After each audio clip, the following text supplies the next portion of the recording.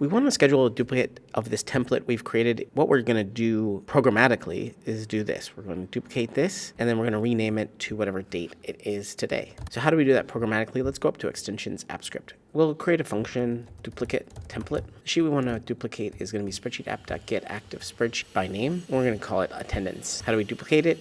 We're going to go sheet.copy to, and where we're copying it to is going to be just this exact sheet here. So spreadsheet app.getActive. We have this copy of attendance now here, but let's rename this .set name. And the name is going to be, we'll call it new week, and we need a date here. We'll call this date. Now we need a new variable date equals utilities, do utilities dot format date. And the format date we're going to do here, we can just copy paste this for now, and we just want the day and the year in this format, year, month, and day. We can do GMT -5 or whatever time zone you're in. And let's run this again, and we have a new week of attendance here. So we can delete all of these, and this is what we're going to have every single time we run this. So how do we run this automatically every single week? Well, we go over to our triggers on the left, triggers, and on the bottom right, click add trigger. I'm going to choose which function to run. We'll run the duplicate template. We'll run it time-based, that's the event source, and we'll do every week. And actually we want to do it, let's say every Monday between